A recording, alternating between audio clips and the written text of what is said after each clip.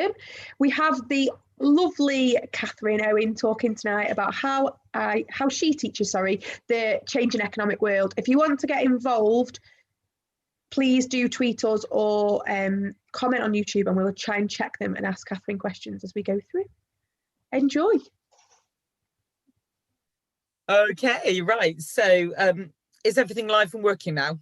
Yes, good to go. Right, cool, brilliant. So I just had a little look at YouTube and 2 people watching. Let's right, go. cool. It's just come up on my screen. Whoa, brilliant. Okay, we got 2 wonderful people watching. That is lovely. I'm happy with that, and I'm hoping that those 2 people will be able to join in the chat box with some thoughts and ideas as we go through. I'll deal with any questions at the end, but it'd be lovely to see sort of comments being added as we go through.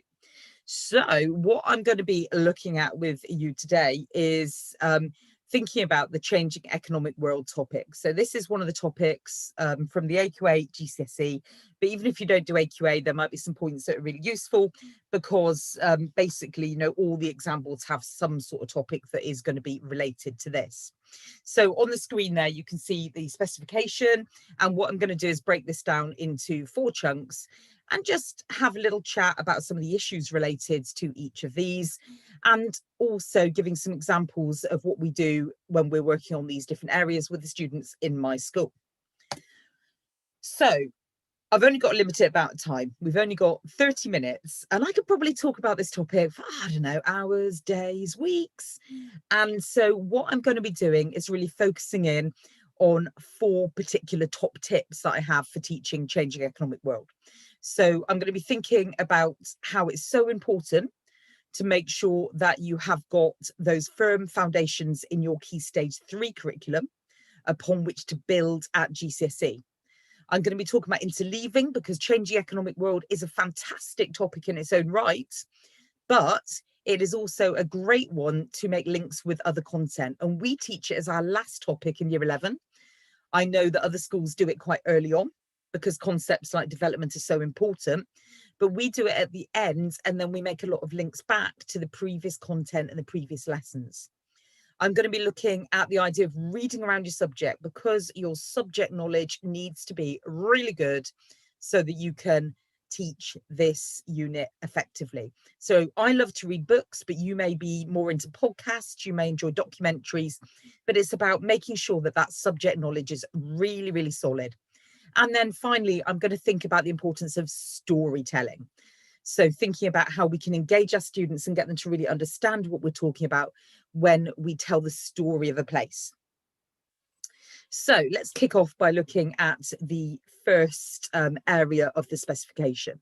So the key idea that we're looking at here says there are global variations in economic development and quality of life.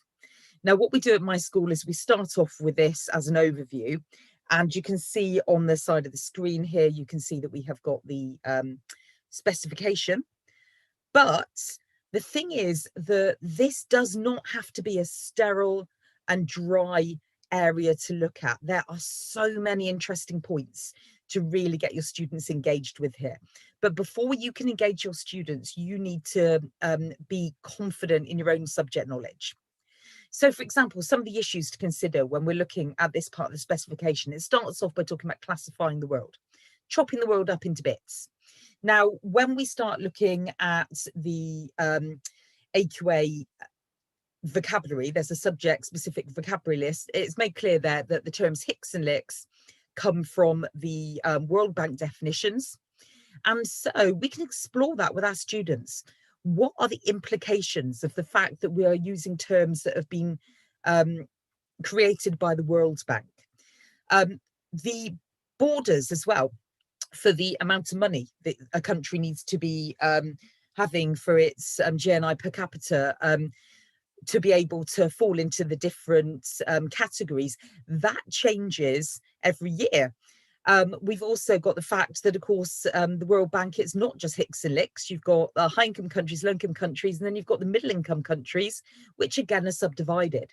So there's so much that's interesting just to look at with this idea of how we're classifying the world and the implications of this classification. Then we come on to the issue of development indicators. Now, it's really important to think about how we use development indicators, because there's been some fantastic research that's been done into the teaching of development section of GCSE specifications. And I think it's been AQA that's been focused on. And Dr. Chris Winter, who's mentioned at the bottom of this slide, has looked at how things are portrayed through exam papers, through textbooks. And there are a lot of comparisons which are very much West and rest, a very reductive approach. So when we're thinking about development indicators, we can get our students, to think about, well, what are they? What's the difference between infant mortality and life expectancy, and etc. But let's get them really engaged in the issues. Let's get them thinking about, what these measurements mean. And if we are putting together comparisons that show certain development indicators, what picture does that build of the world? And is that really the way to do it? One of the fascinating ones to look at is infant mortality. You can look at infant mortality for the UK, which I think the most recent statistics are showing 4 per 1,000 live deaths. You can compare that to the USA, which I think the figure is 6, and then you can compare it to Cuba, and of course it drops back down in Cuba because of the investment in healthcare in Cuba, back down to 4 again. Now that's the sort of thing that's going to make students go, what? Because you're looking at things that maybe are more complex than the reductive approach that you often see. So it's really important we're considering that complexity with our students, because the world is complex, and because that is going to excite them, it's going to interest them when we remove the sterility of this study and we start to really look at the issues. Then, of course, we got the issue of, the idea, is development linear? Just because the UK developed in a particular way, are other countries going to follow that way of developing? Would it even be beneficial? When we look now at things like, there was the Industrial Revolution and we started burning the fossil fuels, seemed a great idea at the time. Looking back on it, it's brought a couple of issues along. So considering some of these issues is just, such an important thing to do with our students, to really get them engaged, understanding the geography, and to get them excited about it. We've got the area where we're looking at uneven development, and we need to think of physical, economic, and historical causes of uneven development. Again, the research that Chris Winter has been doing into this teaching of development has found that a lot of students perceive that colonialism is erased from the discussion. So are we looking at the colonial past? How are we presenting that? How are we looking at particular countries that we study? Maybe if they were colonized in the past, what has happened to their fortunes since they have become independent? There's some very interesting data out there, particularly looking at, I saw something really interesting at the GA conference recently about India, and how its wealth was, very similar to the wealth of Britain. And then there was a big divergence once there was colonization, with Britain becoming much richer and India becoming poorer. And then since independence, India's become richer again. So there's so many things we can unpick about colonialism, but we need to be brave enough to do that. We also need to be careful in this area about negative stereotypes.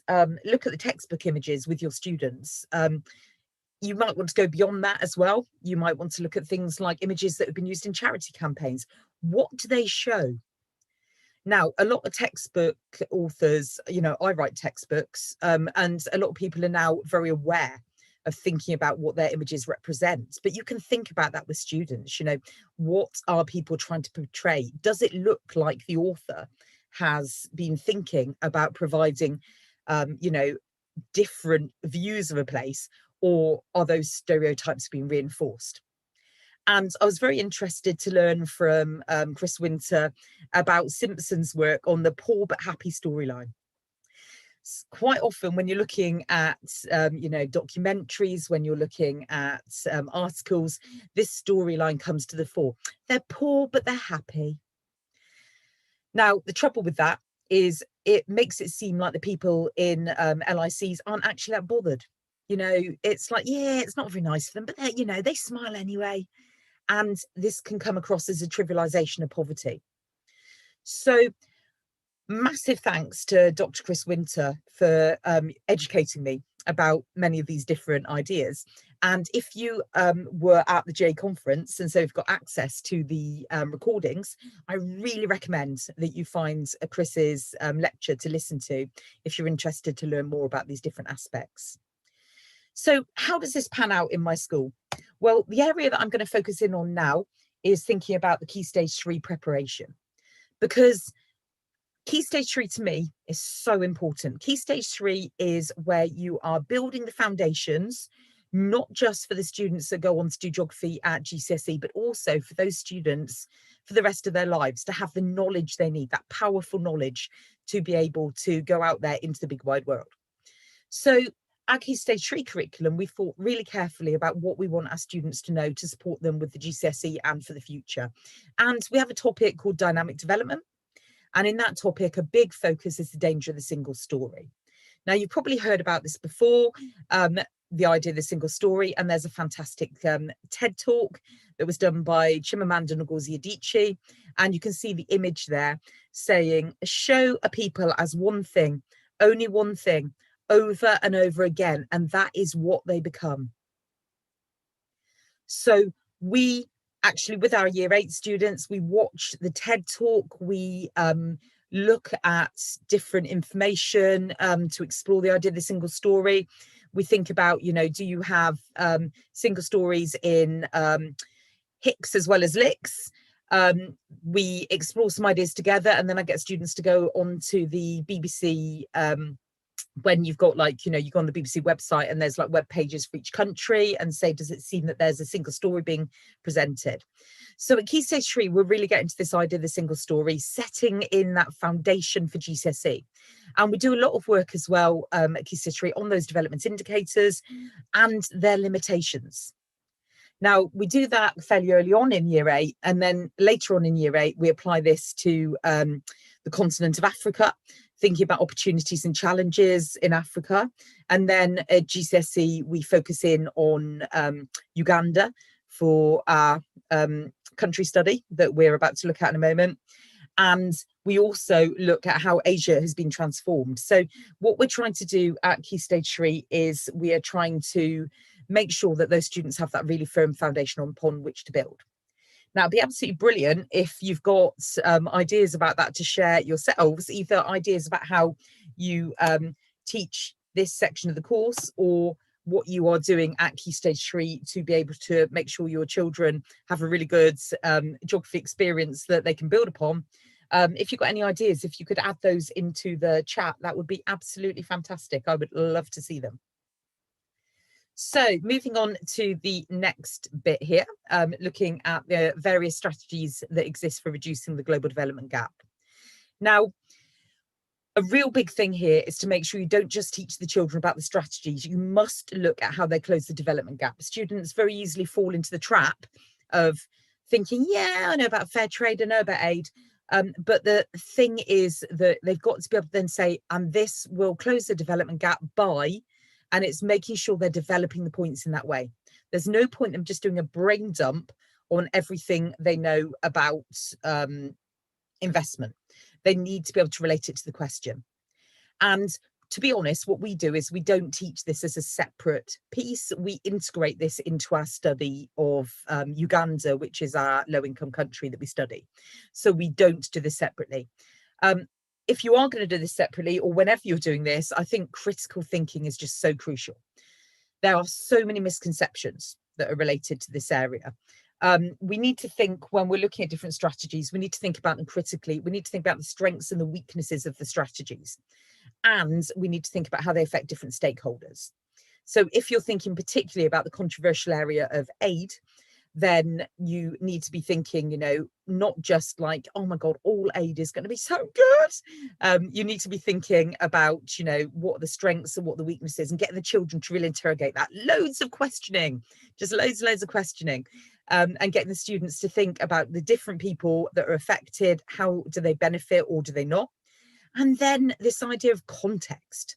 So if you've got one context, say you're in a rural area, something might be great, but maybe it'd be totally inappropriate in an urban area. Getting students to really get into that complexity is so important. And one of the things that interests me about the way this specification is written is it assumes that tourism helps. It says an example of how the growth of tourism in LIC or NEE helps to reduce the development gap. Now, you know, to me, I'm like, because does tourism always help? Tourism can be great in some ways, but maybe in some ways it's not so great. Areas which have switched, made changes in their economies so that they've become very dependent in tourism, it's not been great during the time of COVID. So we need to have in this area, I think, particularly a very critical approach. And I just have to flash up for you. I'm just going to have to reshare my screen in a moment. I've got to show you Radiate because I just absolutely love Radiate. If I just, let me just switch my share.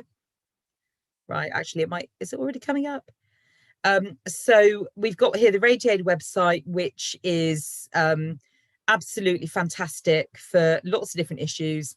And I won't show you the whole thing, but I'll just show you a little bit of the spoof charity single, Africa for Norway. So I'm just going to show you a tiny bit of this, showing this to students. At first, they just don't know what's going on. And then they start to click. I'm basically heading up a team that's getting applicants together.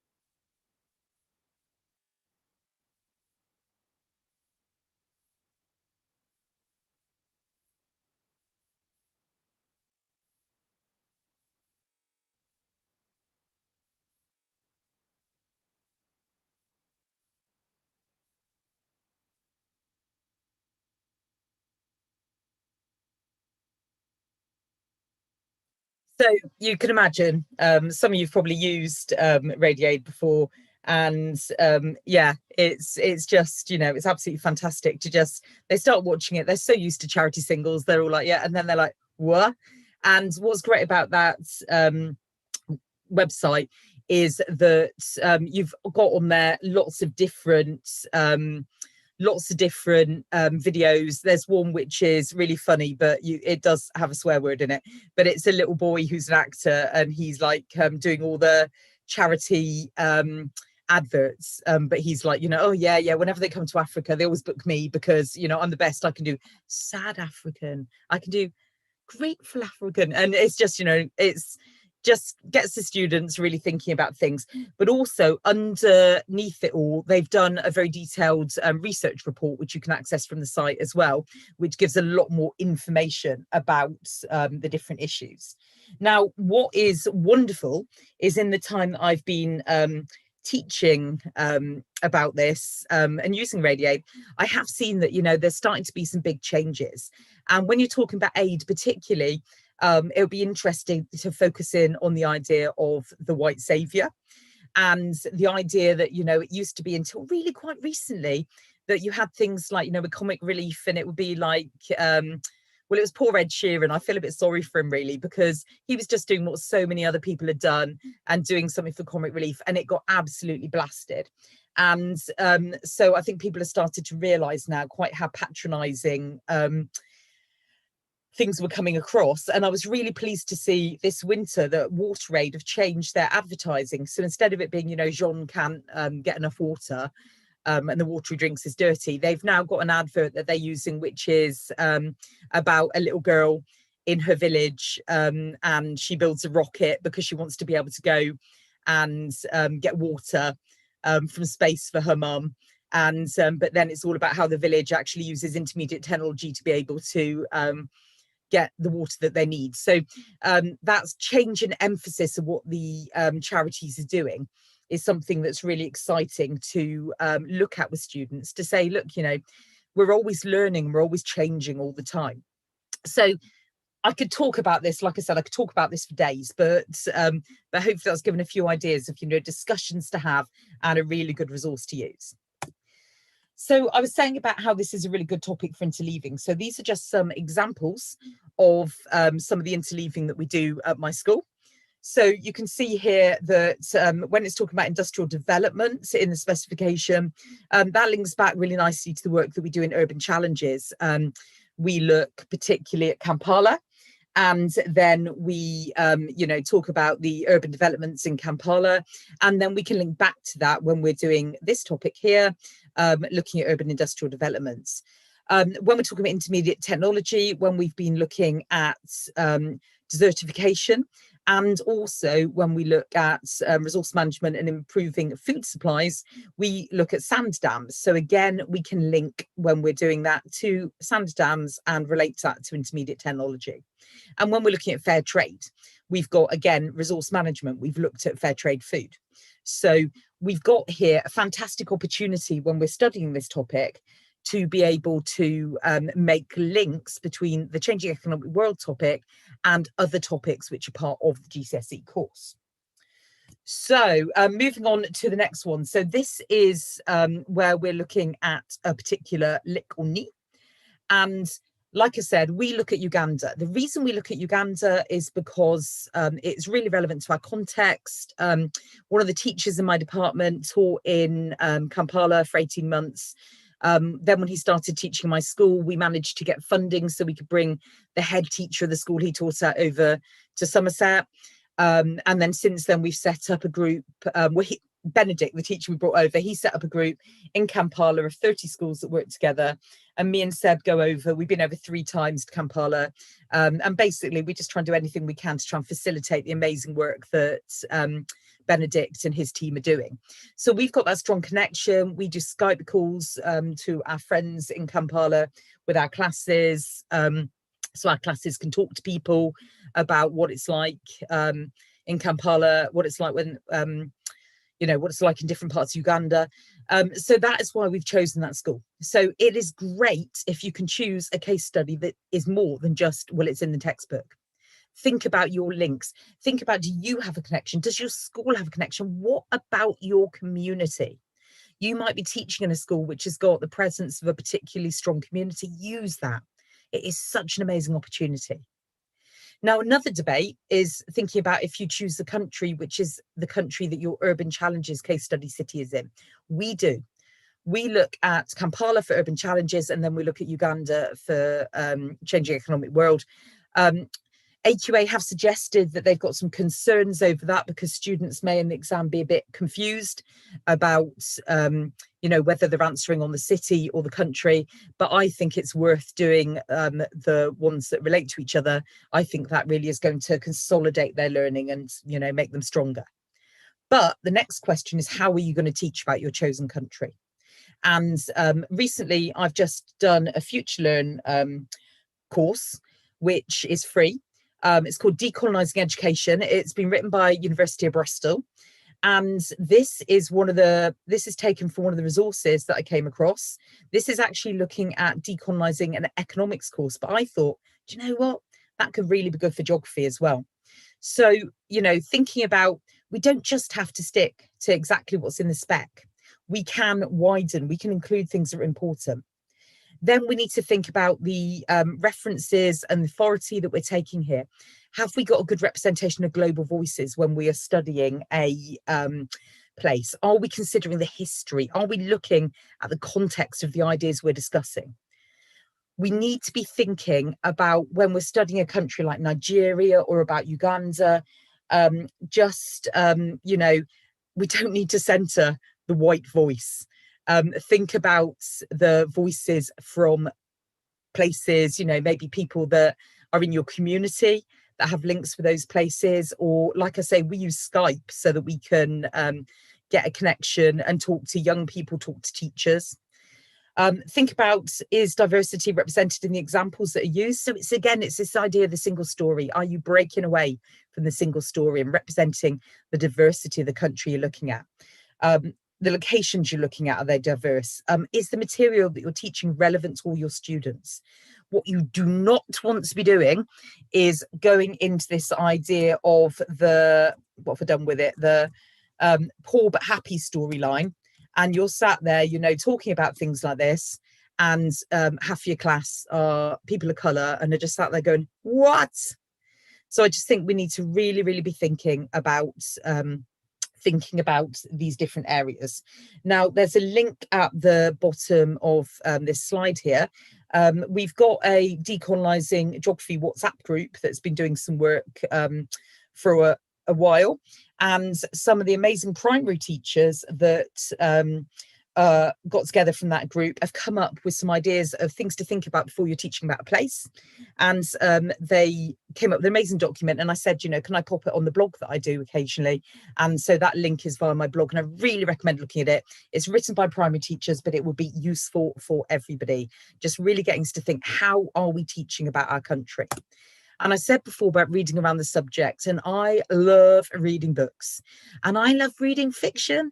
I will read fact books as well, but I absolutely flipping love reading books that are fiction. And you can see here, if you're teaching about Nigeria, you can see some amazing books to read. Just anybody should read Things Fall Apart. It's just absolutely such an important book. And Achibi just writes such powerful, just absolutely amazing novel there, looking at the impact of the white man coming to Nigeria, and the impacts and how society changed. Then we've got there, I totally adore Chimamanda Ngozi Adichie. All of her books are amazing, but Half of the Yellow Sun is just such a powerful book. It is set during the Biafran War. If you read that book, you're just going to get such a good idea about some of the history of Nigeria, but also thinking about just so many different aspects, you know, like different groups of people in Nigeria and how they're affected in different ways. It is such a powerful book. And then a more recent book is Welcome to Lagos. And it is just, oh my God, I loved reading that book. It is just, some bits will make you laugh, some bits will make you go, oh. And again, it's a novel, but it's gives you an idea about what Lagos is like, but again, it's about some very different people. It's a story about how you end up with some homeless people and some ex-military and a disgraced government minister, and they all end up living together. And it's just a fabulous story to read, but it just gives you that background. So I really recommend, you know, read around the subject, read novels, read factual books, listen to podcasts, watch documentaries, develop your subject knowledge. And again, sorry to keep saying about my blog, but I've put stuff down in there about, because I love reading books, I've put quite a lot of books down in a blog called Read Your Way Around the World. And there's recommendations for books about lots of different countries and different places that you might want to have a little look at. So I'm running short of time, so let's move on to the next one, the UK one. Now, I'm sad that I'm going to have to rush this bit, but a lot of people said the UK one is boring. And you know what? It's really funny, because I was just talking to wonderful Paul, who does GeogChat, just before we started. And he was saying, do you know what? It's really funny, but we've been able to deliver this really well in his school by telling stories. And that's what I was going to say to you guys to do. It's such a relevant and important topic to look at the UK and how it's changed and the impact that change has had and is continuing to have. and about, you know, what's likely to happen in the future. And you can really get students to buy into this topic by telling them stories. So go back to when the UK was agrarian society, and, you know, think about what it's like. And Paul was saying that, you know, in his school, they've sort of like, you know, got a family that they look at and the different experiences that they've had through time. And the kids will just connect to that, and it just makes it a lot more real. So think about, how has the UK changed? What is the story that we have in the UK? Now, this is a resource that I wrote for my school, and then I used it in some sessions that I did with training for Tutor to You. And you see it's called Once Upon a Time, and it tells a story of what's happened in the UK, starting about people living in the countryside in an agrarian economy. And then by the time you get into the end of the story there, it's talking about the vote to leave the EU and the UK leaving the EU. So it takes, that story goes through the time. And what I get the students to do with that is I get them to highlight parts of the story that are related particularly to globalization and to government policy and to deindustrialization. And then I get them to do a Cornell Notes activity where they pick out key points and record them in the style of Cornell Notes. So, you know, tell stories about what has happened. Use curriculum artifacts. There was a wonderful presentation at the GA conference about curriculum artifacts. They are items which have got special meaning, and it can be that you're giving them special meaning. So to me, Larry's paintings are very special. I absolutely love them. I just think they are beautiful, but also they are, you know, look at that picture, just look at it. It's hard to even express, isn't it? In some ways, you've got a side of things where you're looking at, oh, we'll look at the pollution from the chimneys and look at the grey buildings, but then look at the people all being together, the idea of the people living so close to their place of work and having that community. So, you know, with your students, you can interrogate artifacts like that. But also, as well as looking to the past, let's look at what's going on now and what's happening in the future. And some people may say it's a rubbish idea, but I like doing with HS2, I like doing a bit of role play, getting students to have different stakeholder points, giving them a few key points and getting them to, before the lesson, do a little bit of research and bring into the lesson, you know, so they've been told who they're going to be, and then they come in and they argue their point of view. So bringing things up to date is really important, but so is being excited about our past and just getting that story. So that has been a massively rapid whiz through. And I'm sorry that I had to just zoom through that so quickly. What I would love is if people have got ideas, you can share them in the chat, but also let's share stuff on Twitter as well. And if you want to get in touch, I'm JogMum on Twitter. My email is there as well. I'm also available to do CPD work with schools. So if you did want to do that, I can do stuff through the GA. I can do stuff through my role as a subject leader for education with Priory Learning Trust. But you can just, you know, just contact me directly as well if you did want me to do any work on stuff. You know, I just get very excited about this topic, and I hope that that presentation has been useful.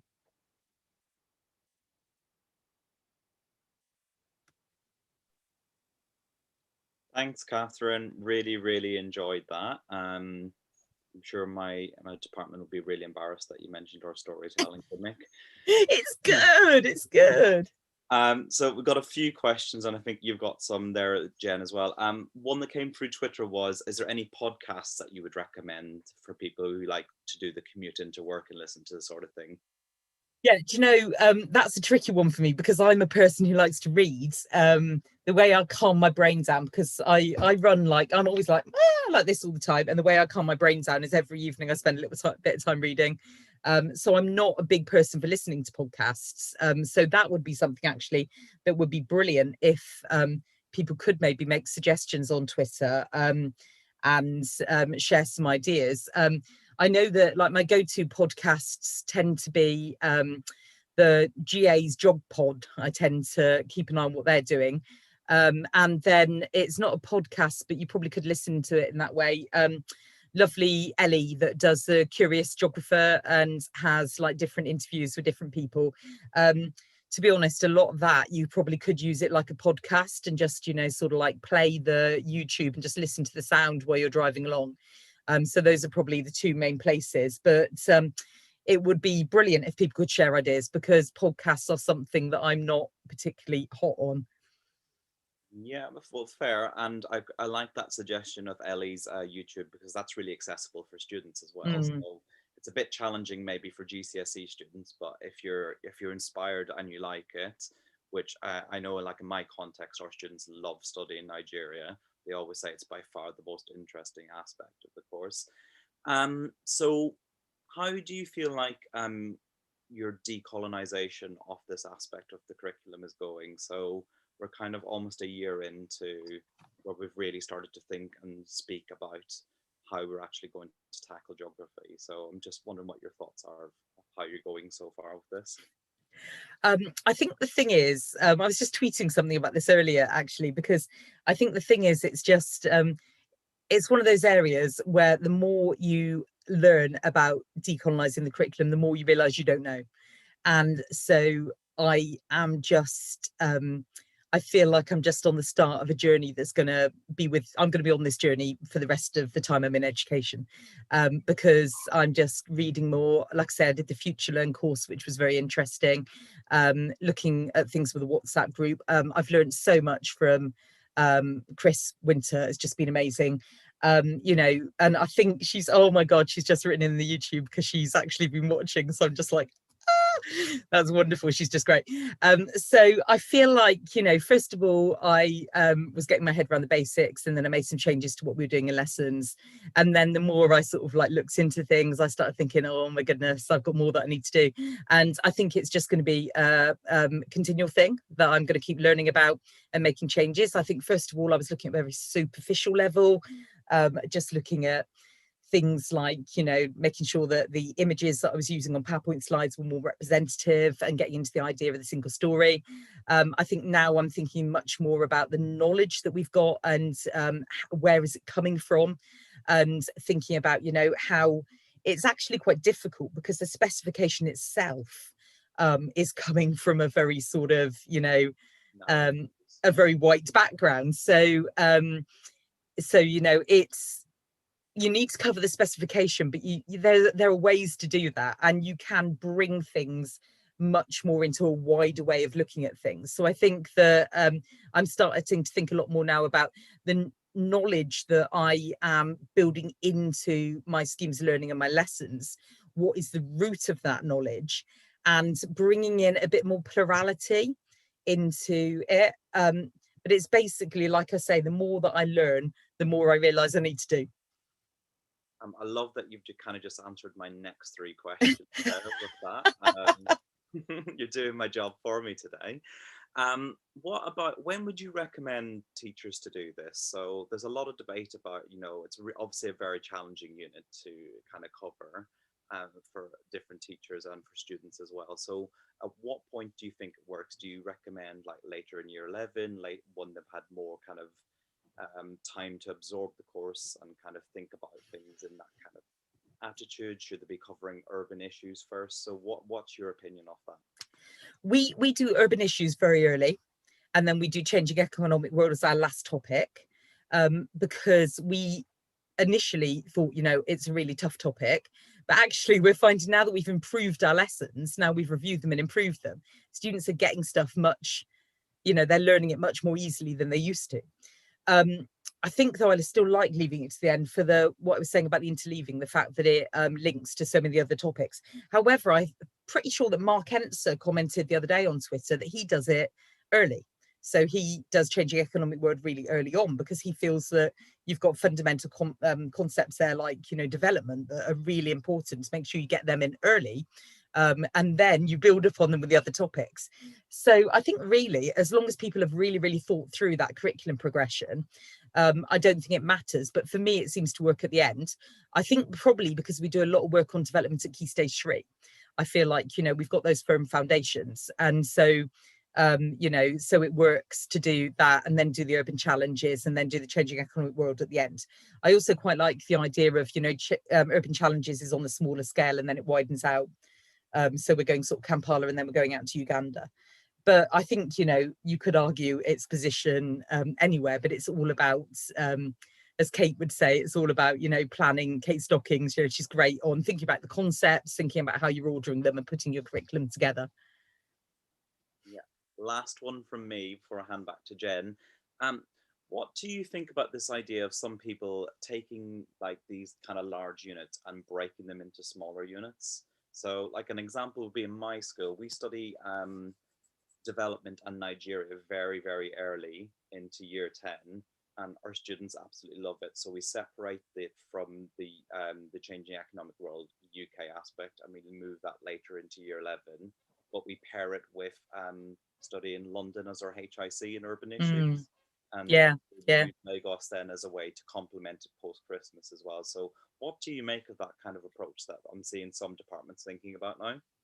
I think that's great. I think, like I say, it's all about planning your curriculum. And again, going back to Mark again, I'm pretty sure he was saying as well on Twitter that he's done things like making links so that when he's teaching about desertification, he's also talking about, like, you know, maybe like food supplies, and really picking out different aspects of the specification and thinking about how they can be brought together to complement each other rather than having everything in silos.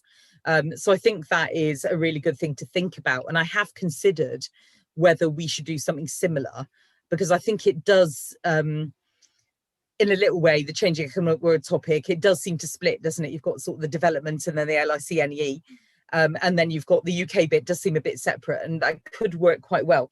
One thing that I would get a bit concerned about, though, is what AQA said about the children sometimes misunderstanding what they need to put in the different sections. And I'd be a little bit worried that, because we do Bristol, because it's our local city, and so, you know, if we were looking at the UK changing economic world topic and we were also looking at Bristol at the same time, I think that the children might possibly get a little bit confused about, you know, when they're answering about urban challenges, they might start bringing in things that aren't about just the one urban area they've looked at. And then when they're looking at the UK, they might just keep linking it all the time to Bristol. So I think that's my only concern. But I think it's a good thing to do. Brilliant. Jen, I will hand back to you.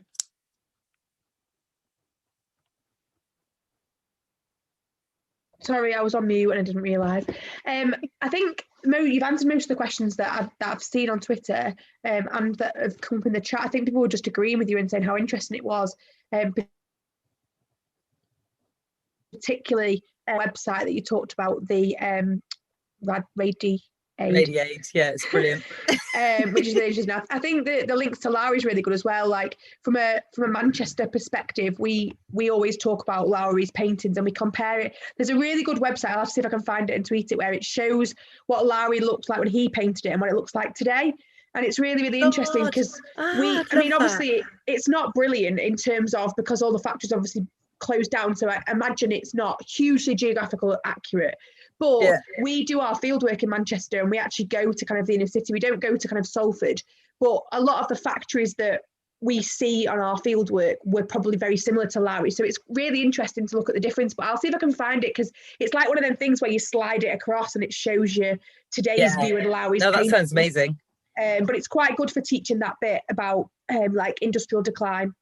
And the thing is, I think Lowry paintings are so special. And do you know what got me into Lowry paintings? Is when I was a little girl and we used to go to the dentist, and in the dentist waiting room, he had a Lowry. And I just was fascinated by this picture. And I used to sit there just looking at this picture. And it was one where it had this big tall building and like people walking past it. Yeah. And it fascinated me as a small child. And I just wanted to know more. And so as I got older, I sort of, took more of an interest and read books, and then went up and saw the Lowry Centre up in Manchester and saw some of the, originals. And I think you never know what's going to capture a child's imagination. Little Catherine sat at the dentist. That was a really big thing for me, seeing that Lowry picture got me thinking. And who knows, if we're using these curriculum artefacts in our lessons, who knows what little spark we're going to light that's going to affect a child. That's influence of seeing that painting had a massive impact on my life. So who knows, if we're using poetry, artworks, these different curriculum artifacts, they can be powerful. The other thing I was just going to say that I've just literally thought of it as we were talking then, is it's worth also speaking to history. I think we've had some really interesting conversations with history this week about not really the topics, although because they do obviously teach a little bit about kind of the history of Britain and Victorian England, etc., etc. But actually the key words that we're using, because they don't use rural and urban in their vocabulary now. Well, I say they don't. I imagine some do, but it's only because we've got some teachers teaching geography at Key Stage 3 that teach history and vice versa that we've had these conversations. And actually it's been really interesting because, again, they don't talk about deindustrialization, and they don't in the same way that we do. So again, I was just thinking that as we were thinking out loud, I suppose, but it might be worth having some discussions with history when we talk about economic world as well, because I imagine there's lots of crossovers that we can, again, that shared language, I suppose, to really make those connections a bit deeper. Yeah, we Catherine. Sorry. We introduced a topic at Key Stage 3 called UK Uncovered, because we realised that the children had, you know, we're in Somerset, they had no idea about like the industrial past. And so we introduced this UK Uncovered topic, and we do that in year 7, and our history department do the Industrial Revolution, I think in year 8. And we have worked with them so that we've got like, you know, so we're doing like some introductory stuff in year 7, and they're doing the Industrial Revolution stuff in year 8. And then we've got, you know, we're doing the Changing Economic World in year 11.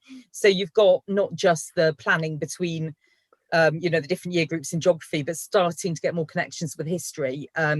We only came about that because we just, you know, we sit together in the staff room, and you know what I'm like, I just talk all the time, and so we were just nattering. And our head of history, a guy called Martin, he's amazing, and we were just yattering away, and we were just so yeah, I think it's always good to talk to the historians. They're a nice bunch. I think they want to help us as well. Like, I'll never forget when, so we use the Megan's clock acronym now, and history now use it as well. So when they're describing places in history, they use the acronym that we use, kind of, which has worked really, really well. And I suppose it's knowing about those links, but like we were talking with our year 8s about the Cold War, and it came up that they'd done it in history. And so I suppose all of those links are really, really good. I mean, they're part of our kind of our plans to kind of make our curriculum better, I think. But it is worth talking to the people around you within kind of history, RS, and MFL as well. MFL, this is another interesting link to economic world. MFL teach about poverty in year 10. And or our MFL do. So we've actually found like some articles about Rio that we've in French and Spanish and Portuguese. Wow. I mean, they don't teach Portuguese, but actually they're the same articles we use in geography, and the same pictures and the same places. And that's been a really interesting link that we didn't even realise until a few weeks ago. And so they talk about poverty and the environment. They talk about sustainability as well, and building sustainable buildings in French. So those links are really useful. But anyway, I'll stop talking now because we're well over time. But hope you all enjoyed it, and be lovely to carry on the discussion on Twitter after as always. And I'm sure that Catherine would. Yeah, I'll be going on to Twitter afterwards, and I'll hopefully you know, be able to answer some questions. And I just really, really hope that's be useful for people.